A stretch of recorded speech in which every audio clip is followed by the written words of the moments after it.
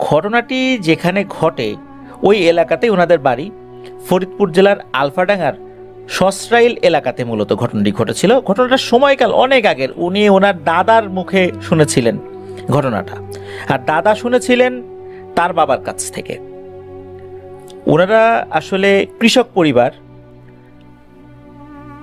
ওই সময়ে বিস্তীর্ণ মাঠ জুড়ে কৃষিকাজ করতে হতো। তখন কিন্তু এখনকার মতো যে এই রকম যন্ত্রচালিত বিভিন্ন জিনিসগুলো রয়েছে, যন্ত্রপাতি বা বিভিন্ন যানবাহন রয়েছে যেগুলো দিয়ে ক্ষেতগুলো মারাই করা যায়, এখন তো ট্রাক্টর রয়েছে, ওই সময় কিন্তু এরকম ছিল না। ওই সময় গরু, লাঙল, মই এগুলো দিয়ে জমিগুলো কিন্তু চাষবাস করতে হতো।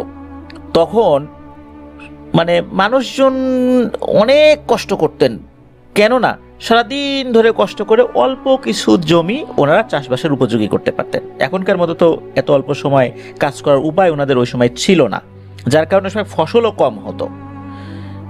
কম হবেই না বা কেন, তারা তো আসলে এত বিশাল জমি চাষবাস করতে পারতেন না, অনেক জমি অব্যবহৃতই থেকে যেত। যাই হোক, এই সাগর ভাইয়ের দাদার বাবা উনি কাজ করছিলেন। সাগর ভাইয়ের দাদাও তখন মাঠে ছিলেন।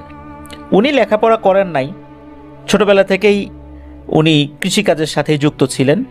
ওই সময়ে আশেপাশে এরকম লেখাপড়ার ব্যবস্থাও ভালো ছিল না, যার কারণে লেখাপড়া করার সুযোগটাও ওই সময়ের প্রেক্ষাপটে খুবই কম ছিল। এদিকে হয় কি, নির্দিষ্ট একটা সময় খাবার আনতে পাঠান সাগর ভাইয়ের দাদাকে তার বাবা, যা তো বাবা বাড়ি থেকে খাবার নিয়ে আয়। তখন কি হতো, ওনারা ফজরের পরে জমিতে চলে আসতেন, যেই জমিতে ওনারা চাষবাস করবেন। ফজরের পর থেকে কাজ করতে করতে সকাল 8টা পর্যন্ত কাজ করতেন, এরপর একটা বিরতি দিতেন, এরপর খাবার খেতেন, আবার কাজ করতেন, এরপর দুপুর পর্যন্ত কাজ করতেন, আবার খাবার খেতেন, তারপর আবার কাজ করতে করতে যখন বিকেল হতো, এরপর গরু নিয়ে ওনারা বাড়িতে ফিরতেন। কেউ কেউ অবশ্য দুপুরের পরেই চলে যেতেন, কারণ সেই সকাল থেকে সন্ধ্যাবধি কাজ করা কিন্তু খুব কঠিন। এখন কাজের ধরন অনুযায়ী যার যেরকম কাজ ওই অনুযায়ী তারা পরিশ্রম করতেন আর কি। সাগর ভাইয়ের দাদাকে তার বাবা পাঠান বাড়িতে খাবার আনার জন্য। তো উনি খাবার আনতে যাবেন, এমত অবস্থায় দেখলেন যে এই সাগর ভাইয়ের যিনি দাদার মা, উনি খাবার নিয়ে আসছেন।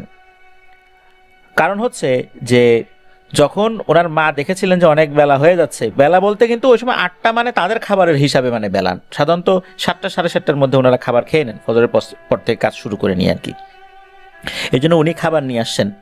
তো উনি যে খাবার নিয়ে আসছেন, নিয়ে আসার পর সাগর ভাইয়ের দাদা তো আর যান নাই, তার বাবাকে বলছেন যে বাবা, মা তো খাবার নিয়ে আসছে। তখন উনি কি করেছেন, ওই গরুটা একপাশে রেখে এক জায়গায় চলে আসছেন। ওখানে একটা গাছ ছিল, গাছের নিচে বসছেন।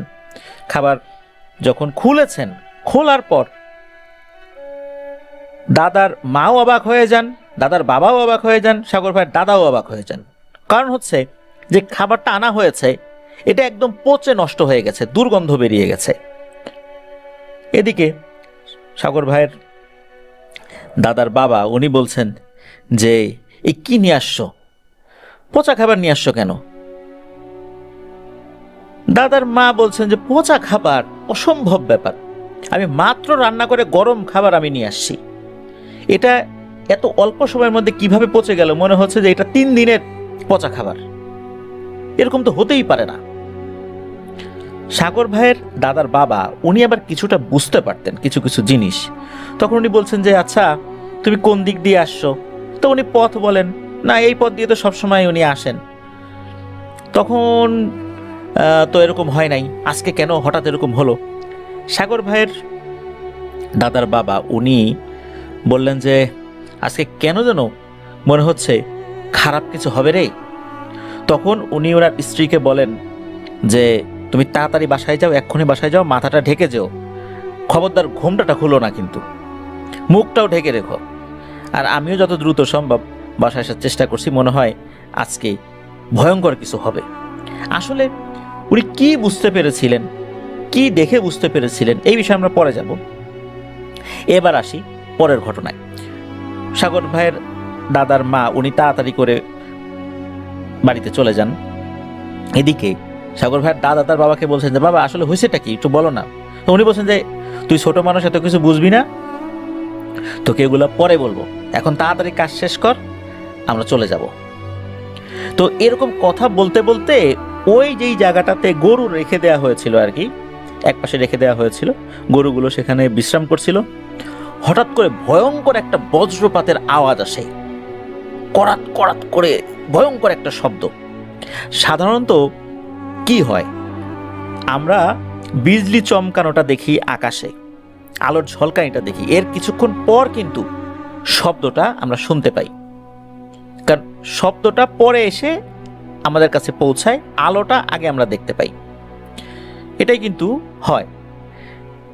ওই সময় হয় কি, হঠাৎ করে একই সাথে বিজলির চমকানি এবং ভয়ঙ্কর শব্দ একসাথে হয়। মনে হলো সাগর ভাইয়ের দাদাদের গরু যেখানে দাঁড়ানো ওইখানে ওই বজ্রপাতটা হলো, অথচ আকাশে কোনো মেঘ নাই। গরমকাল, রোদ উঠেছে ভালোই, তখন সকাল 8টার সময় যেরকম রোদ ওঠে সাধারণত গরমকালে ওই রকমই উঠেছে। ওই বজ্রপাত যখন হয়েছে আশেপাশের লোকজন তো চমকে উঠেছে, আরে এ কি হইল, এখন তো আকাশে মেঘ নাই, এই বজ্রপাত কিভাবে হলো। ওইদিকে বজ্রপাতটা হচ্ছে এই যে সাগর ভাইয়ের দাদাদের যে গরু, এই গরুর এখানে। ওনারা দ্রুত ওখানে ছুটে গিয়ে দেখেন যে একটা গরু ছটফট করছে, চোখের সামনে ছটফট করতে করতে মারা গেল। এরপর সাগর ভাইয়ের দাদার বাবা বলছেন যে ইন্না লিল্লাহ, আমি আগেই টের পাইছিলাম একটা অঘটন ঘটবে। বজ্রপাতে আক্রান্ত কোনো প্রাণী সাথে সাথেই মারা যায়, এরকম ছটফট করার সুযোগ থাকে না, এটা সাধারণ কোনো বজ্রপাত না রে, তাড়াতাড়ি বাড়িতে চল। তখন সাগর ভাইয়ের দাদার বাবা বলছেন, এই তোমরা সবাই কাজ কাম বাদ দিয়ে দ্রুত বাড়িতে ফেরত যাও। লোকজন তারা এই ঘটনার আকস্মিকতায় কিছুটা হতবিহ্বল হলেও কাজ ফেলে রেখে বাড়িতে চলে যাবেন এমনটা তো আসলে তারা মেনে নিতে পারছিলেন না, কারণ তাদের অনেক কাজ ছিল, জমিতে ফসল বুনবেন, কাজ ছেড়ে এই সকাল 8টার সময় যদি বাড়িতে চলে যান, সারাদিনের কাজ পড়ে আছে, এমনটা না যে দুপুর পর্যন্ত কাজ করেছেন তারপর চলে যাবেন। তো ওনাদের কেউ কেউ চলে গেছেন, অন্যরা বিশেষ করে অধিকাংশ লোকজনই যারা মাঠে কাজ করছেন এবং আলোচনা করছেন এরকম কেমন হলো, এক একজন এক এক রকম ভাবে ব্যাখ্যা করছেন যে এই কারণে এটা হইতে পারে, নিশ্চয়ই অন্যরকম কিছু। কেউ বলছেন যে আরে এসব প্রকৃতির খেলা, কখন কি হয়েছে আমরা তো শিক্ষিত না, কি কারণে হয়েছে তো বুঝতে পারি না। তো এক একজন এক এক রকম ভাবে ব্যাখ্যা করছেন বিষয়টা। এর মধ্যে হয়েছে কি, একটা অল্প বয়স্ক ছেলে সে দৌড়ে আসছে এবং চিৎকার করতে করতে আসছে, এই সবাই পলাও পলাও, মানে পালিয়ে যাও, এই সবাই পলাও পলাও। ও যেরকম চিৎকার করছে, দেখা যাচ্ছে যে ও আবার কিছু ছাগল পালতো, ছাগল নিয়ে মাঠে আসতো, ওই ছাগলগুলো ওর পিছন পিছন দৌড়াচ্ছে, মানে ছাগল ওর পিছনে দৌড়াচ্ছে, ওর ছাগলের আগে দৌড়াচ্ছে। সাধারণত কি হয়, যারা রাখাল এরা ওদের পশুর পেছনে পেছনে হাঁটে, কিন্তু এই ছেলেটা আগে আগে দৌড়াচ্ছে, মানে ওর ছাগল কোথায় কি গেল না গেল এই বিষয়ে ওর আসলে কোনো চিন্তা ভাবনা নেই, ছাগলগুলো ওর পিছু পিছু দৌড়াচ্ছে। এখন এই বাচ্চাটাকে কেউ কেউ বলছে কি হয়েছে কি হয়েছে, কথা বলার সময় নাই, পলাও পলাও পলাও, আসতেছে আসতেছে, ওরা আসতেছে, কে আসতেছে, ও আর কত কথা বলে না। এখন আরো কয়েকজন লোক বলতেছে কি আরে দূরে ছেলে ফেলে পাগল হয়ে গেছে, কি না কি দেখছে এখন দৌড়াচ্ছে। এর মধ্যে ওনারা দেখেন যে মাঠের আশেপাশে দূরে দূরে যে সমস্ত জায়গাগুলোতে গবাদি পশু বাঁধা ছিল, এরা দড়ি টড়ি ছিঁড়ে যে যার মতো দৌড়াচ্ছে, এলোমেলো দৌড়াচ্ছে। তখন লোকজন বুঝতে পারেন যে নিশ্চয়ই এখানে কিছু একটা হয়েছে, ঘটনা কি এরকম হচ্ছে কেন, এটা তো স্বাভাবিক কিছু না। তখন কিছু লোকজন দ্রুত চলে যাওয়া শুরু করবেন, এমত অবস্থায় কেউ বলছে এই আমার হাত তো চলতেছে না রে, আমার হাত চলে না কেন, কেউ হাঁটতে পারছেন না, এক পা চলছে তো আর এক পা চলছে না, কেউ বলছে যে আমি এক চোখে দেখতেছি আর এক চোখে দেখতেছি না। কেউ বলতেছেন যে আমার শ্বাস প্রশ্বাসে কষ্ট হচ্ছে, এইরকম শুরু হয়ে গেছে। তখন আর একজন মুরব্বী ছিলেন, উনি বলছেন যে আমাদের তো দেরি করা উচিত হয় নাই রে, আসলেই একটু আগে যখন শুনলাম যে তাড়াতাড়ি এখান থেকে যেতে হবে, আমাদের সেটাই শোনা উচিত ছিল। তা না হলে একটা গরু এইভাবে বিনা মেঘে বজ্রপাতে কিভাবে মারা গেল, এটা তো আমাদের বোঝা উচিত ছিল। এখন যতটুকু শরীরে শক্তি আছে, চল তাড়াতাড়ি পালাই। তো ওনারা কি করেছেন, দ্রুত ওখান থেকে চলা শুরু করেছেন। এর মধ্যে একজন আবার কি মনে করে পেছন দিকে তাকিয়েছেন, স্বাভাবিকভাবেই, ওটা তখন তো দিনের বেলা, পেছন দিকে তো তাকাবেনি, পেছনে এমন কোনো কিছু হচ্ছে না যাতে করে ওনাদের তাকানো নিষেধ, এমনিতে তাকিয়েছেন কৌতূহল হয়ে।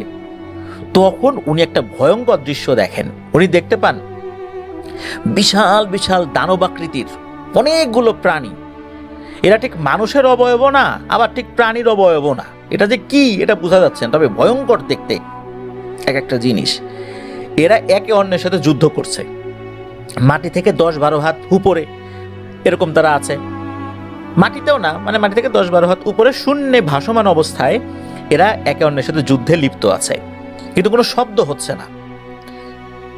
কারো কারো শরীর দ্বিখণ্ডিত হয়ে যাচ্ছে আঘাতে, যখন পড়ে যাচ্ছে তখন দেখা যাচ্ছে মাটিতেই তারা পড়ে গেল, পড়ে ভ্যানিশ হয়ে যাচ্ছে, ধোঁয়ার মতো হয়ে এরা বাতাসে মিশে যাচ্ছে। উনি কিন্তু পেছন দিকে তাকিয়ে যখন এটা দেখেছেন, কিছু সময় তাকিয়েই ছিলেন, জানি এটা আমি কি দেখছি। এরপর আর একজন ডাক দিয়েছে যে এই তাড়াতাড়ি আয়, তাড়াতাড়ি আয়, দাঁড়াচ্ছিস কেন? তখন ওনার হুঁশ ফেরত আসে, উনি তখন আবার ঘুরে দৌড়ানো শুরু করেন। ওনারা যখন অনেক কষ্টে যে যার বাড়িতে পৌঁছান, এরপর থেকে হয় কি, তাদের শরীরের যেই যেই অংশগুলোতে তারা সমস্যা ফিল করেছিলেন ওই মাঠে থাকা অবস্থায়, ওই জিনিসগুলো অকেজো হয়ে যায়। কারো এক চোখ অন্ধ হয়ে যায়, কারো এক হাত কাজ করে না, কারো এক পা কাজ করে না, কারো শ্বাস প্রশ্বাস নিতে কষ্ট হচ্ছে, এরকম হয়ে যাচ্ছে বা এরকম হয়ে গেছে। এখন এইটা কেন হলো, হঠাৎ করে এরকম একটা সমস্যা দিন দুপুরে, এটা তো হওয়ার কথা না। তখন ওই সময়ের খুব নাম করা একজন ব্যক্তি ছিলেন, নাকি বুজুর্গ ব্যক্তি, তার নামটা জানা যায় নাই। তো তার কাছে কয়েকজন ব্যক্তি যান, যাওয়ার পর বলেন যে এই এই ঘটনা ঘটছে, দিনের বেলা আমরা এই ধরনের একটা ঝামেলার মুখোমুখি হয়েছি, আসলে ব্যাপারটা কি, কেন এমনটা হলো। তখন উনি ওনার অনুগত কিছু জিনদেরকে এই বিষয়ে তথ্য নিতে বললেন যে কেন দিনের বেলা এই ধরনের ঘটনাটা ঘটলো, কারণ কি, এই জায়গাটা তো কোনো ভুতুরে জায়গা না, প্রতিদিনই তো এরা এখানে কাজ করে, তাহলে কেন এমনটা হলো। কিছু সময়ের মধ্যেই এক রহস্যময় তথ্য উপস্থাপিত হলো সকলের সামনে। হুজুর এই বিষয়টা জানলেন, পরবর্তীতে সকলকে জানালেন এই ব্যাপারটা। উনি বললেন যে ওই সময়ে দুটো বিবাদমান জিনেদের পক্ষ হঠাৎ করে যুদ্ধে লিপ্ত হয়। ওই জায়গাটা তাদের যুদ্ধের প্লেস ছিল না, মূলত এই দুটা পক্ষ ভিন্ন ভিন্ন জায়গায় থাকতো, কিন্তু তাদের সাথে আগে থেকেই দ্বন্দ্ব ছিল। তো ওদের সর্দার ওদের কিছু জিনদেরকে নিয়ে একটা জায়গায় যাচ্ছিলেন, আবার ওই পক্ষেরও সর্দার তাদের অনুগত কিছু জিনদেরকে নিয়ে একটা জায়গায় যাচ্ছেন। প্রতিমধ্যে এইখানে তারা যখন মুখোমুখি হয়েছে, ওই সময় একে অন্যের সাথে উত্তপ্ত কিছু বাক্য বিনিময় হয়, এরপর মারামারি শুরু হয়ে যায়। মারামারি যখন শুরু হয়ে যায়, তখন ওরা উপস্থিত লোকজনদের উপরও কিছুটা প্রভাব বিস্তার করে। এটা যে ইচ্ছাকৃত হয়েছে বিষয়টা এরকম না, এরা যখন একে অন্যের উপর প্রভাব বিস্তার করছিল বিভিন্নভাবে, কারণ ওরা প্রত্যেকেই ব্ল্যাক ম্যাজিকে পারদর্শী ছিল। তো এর মধ্যে হয় কি, বজ্রপাত ঘটানোর যে ব্ল্যাক ম্যাজিক, এই ব্ল্যাক ম্যাজিকটা প্রয়োগ করে, কিন্তু দুর্ভাগ্যজনকভাবে ওইটা উপস্থিত একটা গরুর উপরে গিয়ে পড়ে। আর এইটা গরুর উপরে পড়ার কারণে এই বিদ্যায় পারদর্শী যে জিনটা ছিল, ওই জিনটা পরবর্তীতে এইটা আর নতুন করে অন্যদের উপর প্রয়োগ করতে পারেনি। ও একবারই এটা শুধু প্রয়োগ করতে পারতো একটা বিশেষ প্রেক্ষাপটে, কিন্তু কেন এটা গরুর উপরে পড়েছে এই বিষয়ে জানা যায় না। আর ওখানে যখন এই ধরনের যুদ্ধ শুরু হয়ে যায়, যুদ্ধ শুরু হওয়ার আগে থেকেই মূলত ওরা যখন যেই জায়গা দিয়ে যায়, বিশেষ করে প্রথম একটা পক্ষ আসছিল, ওই সময় যদি কেউ খাবার নিয়ে আসে, তখন এই খাবারের উপর একটা প্রভাব পড়ে। এটা যে ব্ল্যাক ম্যাজিকের প্রভাবে বিষয়টা এরকম না, ওরা যেদিক দিয়ে যায় দলবদ্ধভাবে, ওখানে কোনো ভালো খাবার থাকলে বা গরম তরতাজা খাবার থাকলে সে খাবারগুলো নষ্ট হয়ে যায়। এই জন্যই মূলত এই সাগর ভাইয়ের দাদার মা যখন গরম খাবার নিয়ে আসছিলেন, তার খাবারটা নষ্ট হয়ে গিয়েছিল। আর সাগর ভাইয়ের দাদার বাবা উনি পূর্বে থেকেই শুনেছিলেন যদি গরম খাবার মাঠে নিয়ে আসার সময় নষ্ট হয়ে যায় তখন কোনো একটা অঘটন নাকি ঘটে। এই জন্যই উনি ওই সময় এটা বলেছেন, কিন্তু কি অঘটন এটা তো উনি আসলে বুঝতে পারেন নাই, বলতেও পারেন নাই। আর জিনেদের বিবাদমান দুটো পক্ষ যখন যুদ্ধে লিপ্ত হয় তখন আর একটা বাচ্চা যে প্রথম আল্লাহর ইচ্ছায় সে এটা দেখতে পেয়েছিল, যখন সে দেখতে পেয়েছে তখন সে দৌড় দিয়েছে। আর এই দৃশ্যটা উপস্থিত যেই সমস্ত গবাদি পশুগুলো অধিকাংশরাই এটা দেখেছে। কিন্তু সাগর ভাইয়ের দাদার বাবার যে গরুগুলো, তারা বজ্রপাতে ওই দুইটার মধ্যে একটা মারা গেছে, কারণ তখনও যুদ্ধ শুরু হয় নাই পরিপূর্ণভাবে। এই জন্য ওরা ছোটাছুটি করতে পারেনি, একটা মারা গিয়েছে। আর একটা মারা যাওয়ার পর অন্যটা ছোটাছুটি শুরু করেছে ভয়ে, এটা তো স্বাভাবিক। আর যখন যুদ্ধ শুরু হয়ে যায়, ওখানে একে অন্যে যখন একে অপরের উপর ব্ল্যাক ম্যাজিক প্রয়োগ করছিল যুদ্ধের সাথে সাথে, এর একটা প্রভাব উপস্থিত মানুষের উপরে পড়ে, যার কারণে প্রত্যেকেরই শরীরের অর্ধেক অংশ এ দ্বারা প্রভাবিত হয়। এরপর তো লোকজন বাড়িতে চলে আসে। যুদ্ধ শেষ হয়ে গেছে, কে জিতেছে কে হেরেছে এই বিষয়ে আসলে ওই হুজুর বিস্তারিত কিছু বলেন নাই। তবে হুজুর বলেন যে তোমরা আসছো ভালো হয়েছে, কারণ এই চিকিৎসাটা দ্রুত শুরু করতে হবে। এটা যেহেতু স্বাভাবিক কোনো অসুখের মাধ্যমে এটা হয় নাই, ইনশাল্লাহ ঝাড়ফুঁকে আল্লাহ তাআলা চাহেন তো ভালো হয়ে যাবে। এরপর থেকে ওই হুজুর টানা কয়েকদিন ওই লোকগুলোকে ওনার বাড়িতেই রেখে দেন। বাড়িতে রেখে বিভিন্ন ধরনের ট্রিটমেন্ট করেন, গাছগাছারা দিয়েও কিছু ওষুধ বানিয়ে ওনাদেরকে দেন। আল্লাহর রহমতে অধিকাংশ মানুষই ভালো হয়ে গিয়েছিলেন। হাতে গোনা কয়েকজন মানুষ পরিপূর্ণভাবে সুস্থ হন নাই, বিশেষ করে কারো এক চোখ যে অন্ধ হয়ে গিয়েছিল, তো চোখের দৃষ্টিশক্তি ফেরত আসলেও পরিপূর্ণভাবে আসে নাই। আগে যেরকম অনেক ভালোভাবে দেখতেন ওরকমটা হয় নাই। আবার কারো কারো হাত বা পায়ে পরিপূর্ণ শক্তি আসে নাই, এটা হাতে গোনা অল্প কয়েকজনের ক্ষেত্রে হয়েছে। আর অধিকাংশ যারা আক্রান্ত হয়েছিলেন এনারা প্রত্যেকে আল্লাহর রহমতে ঝাড়ফুঁকে সুস্থ হয়ে গিয়েছিলেন। প্রিয় লিসেনার্স, এই যে ঘটনাটা খেয়াল করুন যে এমন এক বিপদ, এটা বলে কয়ে আসে নাই, হঠাৎ করেই হয়েছে। আর এই ধরনের বিপদ কখন যে ঘাড়ের উপর এসে পড়বে এটা আমরা কেউ জানি না, আল্লাহ যদি আমাদেরকে হেফাজত না করেন। দেখেন ওই সময়ে জিনেদের বিবাদমান দুটো পক্ষ যে ওইখানে যুদ্ধে লিপ্ত হবে এটা ওই জিনেরাও জানে না। এভাবেই হঠাৎ করে শুরু হয়ে গেছে, এটা ওদের জন্য একটা বিপদের ব্যাপার ছিল। আর উপস্থিত মানুষদের জন্য তো অবশ্যই বিপদের কারণ। দিনের বেলায় এই ধরনের ঘটনা যদি ঘটে, কারণ দিনের বেলা তো মানুষ চলাফেরা করে, তারা তো আর ঘরে বসে থাকবে না, মাঠের মধ্যে এই ধরনের ঘটনা ঘটেছে। তো এমনটাই আমাকে জানিয়েছিলেন সাগর ভাই। উনি এই ঘটনাটা বংশ পরম্পরায় আসলে ওনারা শুনেছেন, যেটা বর্ণনা করেছেন। আর ওই সময়ের একদম এক্স্যাক্ট প্লেস, সসরাইলের ঠিক কোন জায়গা, তো ঠিক কোন জায়গাতে হয়েছিল, ঘটনা সম্পর্কিত অনেক ব্যক্তিবর্গ রয়েছেন। তো ওই যেমন বুজুর্গ ব্যক্তি, তাদের নাম এইগুলো আসলে জানা যায় না। আর উনি